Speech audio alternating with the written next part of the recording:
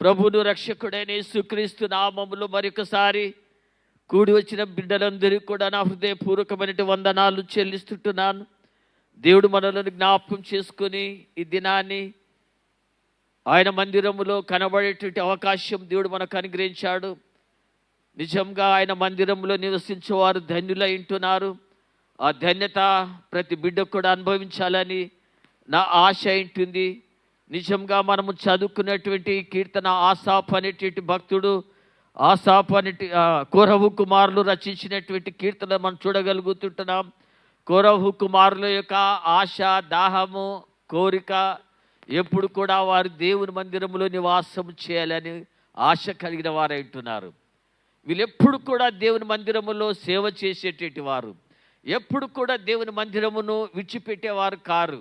ఏ రాత్రింబవళ్ళు కూడా వారు దేవుని మందిరములో నివాసము చేసి దేవుని మహిమను లేకుంటే అనుభవించాలనేటువంటి ఆశతో వారు ఎల్లప్పుడు కూడా ఉండేటువంటి వారుగా ఉన్నట్లు మనం చూడగలుగుతుంటున్నాము. కనుక నిజముగా కోరహు కుమారులను గురించి పిల్లారా,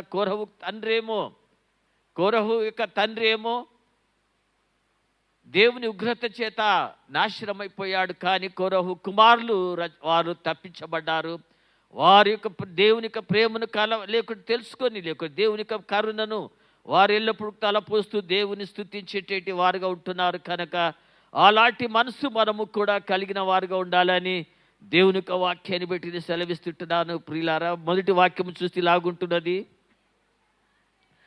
దేవుడు మనకు ఆశ్రయమును దుర్గమునై ఉన్నాడు. ఆపత్కాలములో ఆయన మనకు నమ్ముకొనదగినటువంటి సహాయకుడని దేవుని యొక్క వాక్యం సెలవిస్తున్నది. దేవుడు మనకు ఆశ్రయమును దుర్గమునై ఉన్నాడు. దుర్గమనగా ఎత్తైనటువంటి కోట గోడలు, అవి ఒక దుర్గము, లేకుంటే ఎత్తైనటువంటి కోట గోడల మధ్యలో, లేకుంటే శత్రువులు అటాక్ చేసినను కూడా లోపలికి రాకుండా అలాంటి దుర్గాలు ఆ పూర్వకాలంలో రాజులు నిర్మించేవాడు. కనుక ఆ దుర్గములోనికి వెళ్ళిన వాడు ఆశ్రయం పొందేవాడు అంటున్నాడు. ఆ దుర్గములో ప్రవేశించేవాడు రక్షించబడతాడు. ఆ యొక్క దుర్గములోనికి పరిగెత్తుకొని నివసించేవాడు వాడు రక్షించబడతాడని దేవుని యొక్క వాక్యం మనకు సెలవిస్తుంది. కనుక ఆపత్కాలములో దేవుడు మనకు ఆశ్రయమును దుర్గమునై ఉన్నాడు. కనుక ఆయనను ప్రియులార ఆయనను మనము నమ్ముకొని ఆయనను స్తుతించే బిడ్డలుగా ఉండవసరం అంటున్నామని దేవుని యొక్క వాక్యం సెలవిస్తుంది. కనుక ఎందుకొరకనగా 7వ వాక్యం ఉంటున్నది: సైన్యములకు అధిపతి యెహోవా మనకు తోడై ఉన్నాడు. యాకోబు యొక్క దేవుడు మనకు ఆశ్రయమై ఉన్నాడు అని దేవుని యొక్క వాక్యం సెలవిస్తుంది. ప్రియులారా, సైన్యములకు అధిపతి యెహోవా మనకు తోడై ఉన్నాడు. కనుక ఆ దుర్గంలోనికి ప్రవేశించిన వారు, ఆ కోటలోనికి ప్రవేశించిన వారు, ఆయన ప్రియులార కాపుదలలోనికి రెక్కల క్రిందికి వచ్చినట్టు వారికి దేవుడు అంటున్నాడు, ప్రియులారా, సైన్యములకు అధిపతి యెహోవా మనకు తోడై ఉన్నాడు. కనుక ఈ ధైర్యముతో దేవుని యొక్క రెక్కలను ఆశ్రయించే బిడ్డల యొక్క ధైర్యం ఎలాగుంటుందంటే, కావున భూమి మార్పు నొందినను, నడి సముద్రములలో ప్రియులార పర్వతములు మునిగినను కూడా, అమ్మా చూడండి ఏమంటారు, కావున భూమి మార్పు నొందినను, నడి సముద్రములో పర్వతములు మునిగినను కూడా వాటి జలములను ఘోషించుచు నురుగు కట్టినను, పొంగునకు పర్వతములు కదిలను, మనము భయపడము. ఆ పొంగునకు పర్వతాలు మునిగినను కూడా, పర్వతాలు కూడా కదిలించబడినను కూడా, లోకమంతా కూడా షేక్ అయిపోయిన తర్వాత కదిలించబడిన కూడా మనము భయపడము. నిజముగా దేవుని యొక్క పిల్లల దుర్గములో ఉన్నవారు, దేవుని యొక్క రెక్కల క్రింద ఉన్న వారి యొక్క నమ్మకాన్ని మనం చూడగలుగుతుంటున్నాము. కనుక మనము దేవునిని ఆశ్రయించి దేవుని రెక్కల క్రింద ఆశ్రయించిన వారం అంటున్నాము. కనుక లోకములు ఏమైనాను కూడా చూసినట్లయితే దానికి మనము భయపడమని దేవుని యొక్క వాక్యం సెలవిస్తున్నది. కనుక కావున భూమి మార్పు నొందినను, సముద్రములలో పర్వతములు మునిగినను, వాటి జలములను ఘోషించి నురుగు కట్టినను, ఆ పొంగునకు పర్వతములన్నీ కూడా మునిగిపోయినను కూడా మనము భయపడము ప్రియులారా. ఈ విశ్వాసం, ఈ ధైర్యం ఎక్కడ వస్తుంది? ఎవరికి ఉంటుంది ఇక విశ్వాసం, ఈ ధైర్యం? అనగా దేవునిని నమ్ముకున్న బిడ్డలకు మాత్రమే ధైర్యం ఉంటుంది ప్రియులారా. ఈ దేవుని నమ్ముకున్నటువంటి బిడ్డలకు మాత్రమే ఈ నమ్మకం ఉంటుందని దేవుని యొక్క వాక్యం సెలవిస్తుంది. కనుక 11వ వాక్యం కూడా సేమ్ అదే విధంగా ఉంటుంది. సైన్యములకు అధిపతి యెహోవా మనకు తోడై ఉన్నాడు, యాకోబు యొక్క దేవుడు మనకు ఆశ్రయమై ఉన్నాడు అని దేవుని 2 సార్లు కూడా ఒకటే విషయాన్ని చెప్తున్నాడంటే దానిని దృఢపరుస్తుంటున్నాడు, దానిని ఇంకా స్థిరపరిచేటువంటి మాట ఉంటుంది. కనుక దేవుడు ఒక్కొక్కసారి మనుషులను 2 సార్లు పిలిచాడు ప్రియులారా. సమూయేలు అని 2 సార్లు పిలిచినటువంటి దేవుడుగా ఉంటున్నాడు.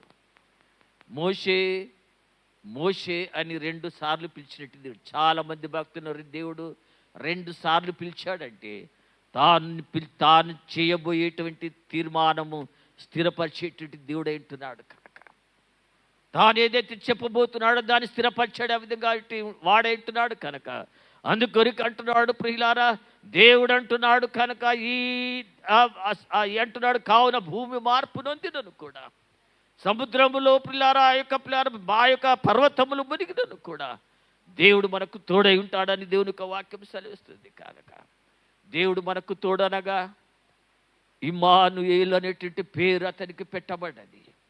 ఇమ్మానుయేలు అనగా అమ్మా దేవుడు మనకు తోడై ఉంటున్నాడు. ఎప్పుడు ఇప్పుడు నేను చదివినటువంటి ముందు భాగంలో జరిగినటువంటి పరిస్థితుల్లో దేవుడు మనకు తోడై ఉండేటి దేవుడై ఉంటున్నాడు. కనుక ఆయన మనకు తోడై ఉన్నాడు. కానీ దేవుని యొక్క దేవుడు చూడగలుగుతుంటున్నాము. కనుక దేవుడు మనలను తోడై ఉంటే దేవుడు మనల్ని ఆశ్రయించే దేవుడై ఉంటున్నాడు. ఒకవేళ దేవుడు నీకు నాకు తోడైనాడంటే తప్పక దేవుడు మనలను ఆశ్రయించి కాపాడేటువంటి దేవుడుగా ఉంటున్నాడు. దేవుడు ప్రియులారా నిన్ను ప్రియులారా నిన్ను ఆశీర్వదిస్తాడు. ఎలాగనగా నువ్వు పైవాడుగా నిన్ను హెచ్చించేవాడు అంటున్నాడు, కానీ క్రిందివాడుగా కాడు. ఎంతగా నిన్ను ఆశీర్వదిస్తాడంటే దేవుడు నిన్ను ప్రియులారా అప్పిచ్చేవాడుగానే ఉంచుస్తాడు, కానీ చేయి చాచేవాడుగా ఉంచాడు. దేవుడు నిన్ను పైవాడిగానే ఉంచాడు, కానీ క్రింది వాడిగా ఉంచాడు. కనుక దేవుడు నీకు తోడై ఉంటే నీవు ఈ లోకంలో ప్రియులారా అనేకులకు ఆశీర్వాదకరమైనటువంటి బిడ్డగా ఉండాలని, అనేకులకు దీవెనకరమైన బిడ్డగా ఉండాలని దేవునికి చిత్తమైంటుంది. కనుక దేవుడు మనకు తోడై ఉన్నాడంటే దేవుడు మనలను ఆశ్రయించే దేవుడు అంటున్నాడు, దేవుడు కాపాడేటట్టు దేవుడు అంటున్నాడు. దేవుడు ప్రియులారా అనేకులకు మనలను ఆశీర్వాదకరంగా చేసేటట్టు దేవుడుగా ఉంటున్నాడు అని దేవుని యొక్క వాక్యం సెలవిస్తుంది. కనుక అయితే దేవుడు ప్రియులారా అంటున్నాడు, నీ వెళ్ళు ప్రతి స్థలములో కూడా, మనం వెళ్ళే ప్రతి స్థలములో కూడా దేవుడు మనల్ని కాపాడే దేవుడు అంటున్నాడు.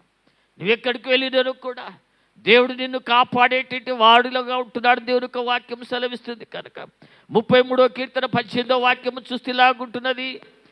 33వ కీర్తన 18వ వాక్యము చూస్తే వారి ప్రాణమును మరణము నుండి తప్పించుటకును దేవుడు దేవుడు కాపాడుతున్నాడంటే ఆయన నువ్వెక్కడికి వెళ్ళినను కూడా నీకు పిల్లలు తోడుగా ఉన్నాడంటే దానికి కారణము ఏమైతుందంటే, దానికి ఉదాహరణ ఏమైతుంది, ఆయన వారి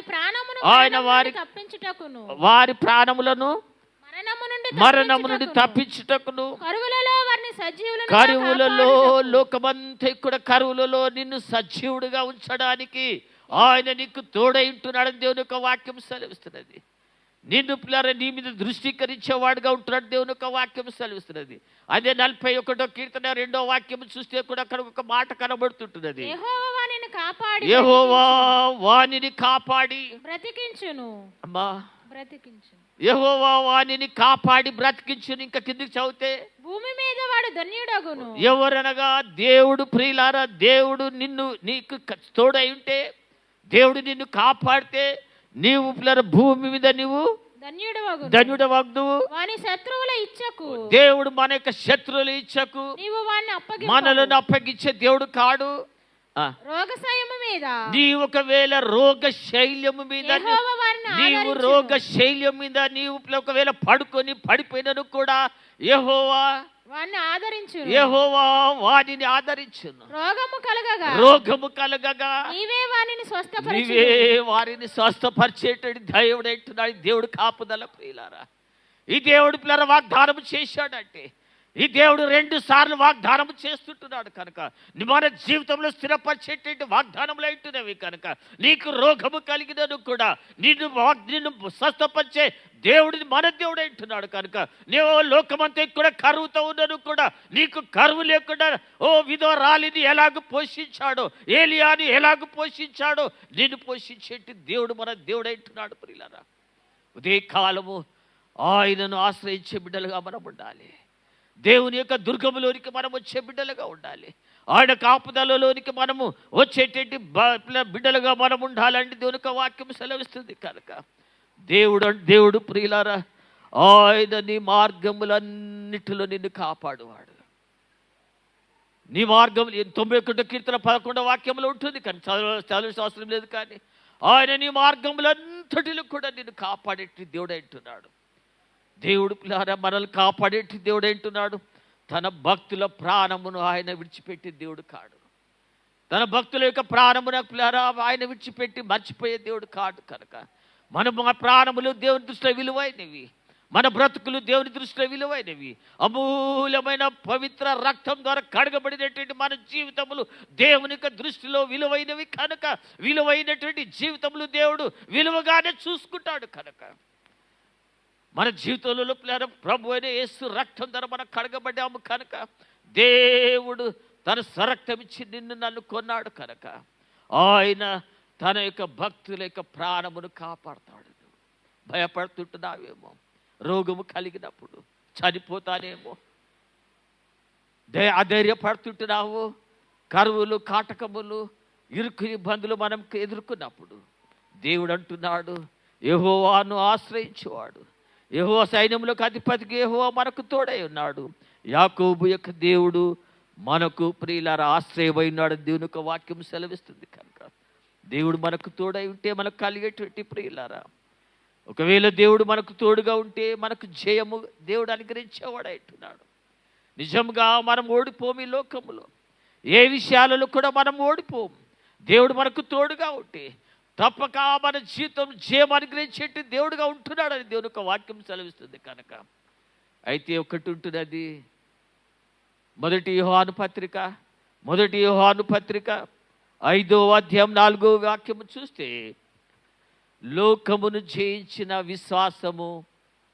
మొదటి యోహాను పత్రిక 5వ అధ్యాయం 4వ వాక్యము చూస్తే దేవుని మూలముగా పుట్టిన వారందరూ లోకమును జయిస్తారు. లోకమును జయించిన మన విశ్వాసమే. మనం ఎలాగుండాలి? మనము అమ్మా లోకమును జయించే బిడ్డలుగా మనం ఉండాలి. లోకాన్ని జయించేటి బిడ్డలుగా మనం ఉండాలి. మనము దేవుని మూలంగా పుట్టిన వారమైంటున్నాం.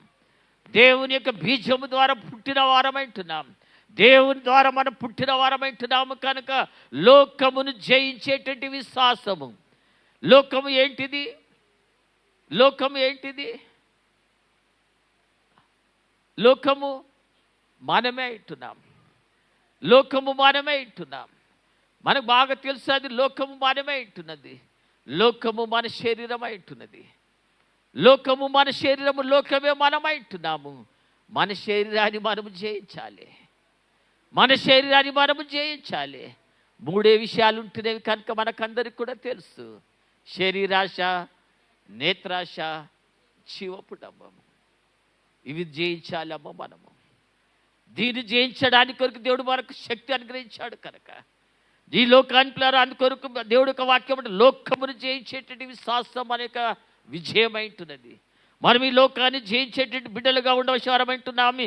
దేవుని యొక్క వాక్యం మనకు సెలవిస్తుంది కనుక మనము దుష్టిని ఎదిరించే బిడ్డలుగా ఉండాలని దేవుని యొక్క చిత్తమైంటుంది కనుక ప్రియులారా, అందుకొనికి దేవుడు మనకు తోడై ఉంటే, దేవుడు నిజంగా మనకు తోడై ఉంటే మనకు ఇంకా ఆశీర్వాదములు కూడా ఉంటున్నాయి. ప్రభువుల దేవుని యొక్క కనుదృష్టి తన బిడ్డలు ఎప్పుడు కూడా వెతుకుతూనే ఉంటున్నవి.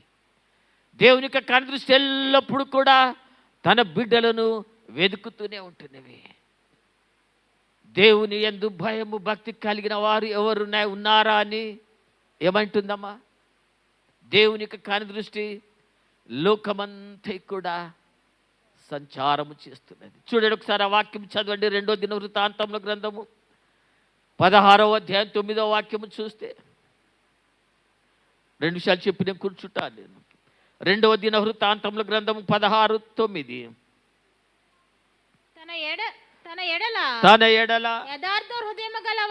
తన ఎడల యథార్థమైన హృదయం కలిగిన వారిని బలపరచుటకై యెహోవా యొక్క కనుదృష్టి లోకమందంతట సంచారము చేయుచున్నదని దేవుని యొక్క వాక్యం సెలవిస్తున్నది. దేవుని యొక్క కనుదృష్టి ఎందుకొరకు సంచారం చేస్తుంటున్నది? ఎందుకొరకు లోకాన్ని దేవుడు చూస్తుంటున్నాడు? ఎందుకొరకు పిల్లారా దేవుని యొక్క కనుదృష్టి లోకానిలో ప్రజలందరినీ కూడా కనిపెడుతుంటున్నది? కారణము ఈ దేవుని యందు భయము భక్తి కలిగిన వారిని బలపరచడానికి కొరకు, విడిచిపెట్టడానికి కాదు. దేవుడు పిల్లారా మర్చిపోయే దేవుడు కాదు. ఆపదలో విడిచిపెట్టే దేవుడు కాదు. ఇరుకులో విడిచిపెట్టే దేవుడు కాదు. రోగము కలిగినప్పుడు నిన్ను విడిచిపెట్టే దేవుడు కాదు. కానీ దేవుడు తన బిడ్డలను పిల్లారా వెదికేటట్టు దేవుడు అంటున్నాడు. దేవుడు పిల్లారా అతనికి రోగము కలగగా దేవుడు అతనిని పిల్లారా వారికి స్వస్థత అనుగ్రహించే దేవుడు అంటున్నాడు. కనుక అందుకని తన ఎడల యథార్థ హృదయం కలిగిన వారిని బలపరచుటకై యెహోవా కనుదృష్టి లోకమంతా కూడా సంచారం చేస్తున్న దేవుని యొక్క వాక్యం సెలవిస్తుంది. కనుక ఉదయకాలం ఆయన యొక్క కనుదృష్టి మనము ఆకర్షించే బిడ్డలుగా ఉండాలి. ఆయన కనుదృష్టి మన మీద కేంద్రీకరించే బిడ్డలుగా మనం ఉండాలి. మనల్ని దాటి వెళ్ళకూడదు దేవుడు. మనల్ని దాటి వెళ్ళకూడదు దేవుడు. అయ్యా, యాకోబుని విడిచి దేవుడు దాటి వెళ్ళలేదు. యాకోబుని విడిచి దేవుడు ఒక అడుగు కూడా ముందుకు వేయలేకపోయాడు. ఈ ఉదయ కాలము కూడా ప్రియులారా దేవుడు నిన్ను ఆశ్రయించే వరకు కూడా, దేవుడు నిన్ను పిల్లారా ఉన్నతమైన స్థితిలోనికి చేర్చే వరకు కూడా నిన్ను దాటి వెళ్ళకూడదు. ఆ యొక్క గుడ్డివాడు కూడా కేకలు వేసినప్పుడు ఒక్క అడుగు కూడా దేవుడు ముందుకు వేయలేకపోయాడు.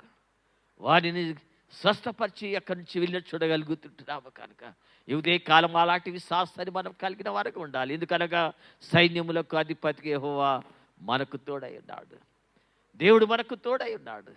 ఈ దేవుడు వాగ్దానం చేశాడు కనుక తప్పక తన వాగ్దానములు తన బిడ్డల ఎడల నెరవేర్చేటువంటి వాడుగా ఉంటున్నాడు. కనుక ప్రియుల అంటున్నాడు. కనుక ఇర్మియా గ్రంథం అవసరం లేదు కానీ ఇర్మియా గ్రంథం 15వ అధ్యాయం 11వ వాక్యము చూస్తే లాగుంటుంది. ఇర్మియా భక్తుతో అంటున్నాడు, ఓ ఇర్మియా, నేను నిన్ను బలపరుస్తాను. నేను ఈరోజు ఆ యొక్క పేర్లు మన పేర్లు పెట్టుకొని దేవుడితో మనం, అయ్యా నా కుమారుడా నేను నిన్ను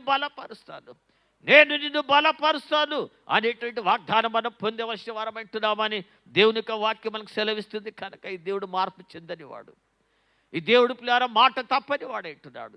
ఈ దేవుడు పిల్లారా తన ప్రాణమును మన కొరికించిన దేవుడు అంటున్నాడు. కనుక ఈ దేవుడు సదాకాలము దేవుడు అంటున్నాడు.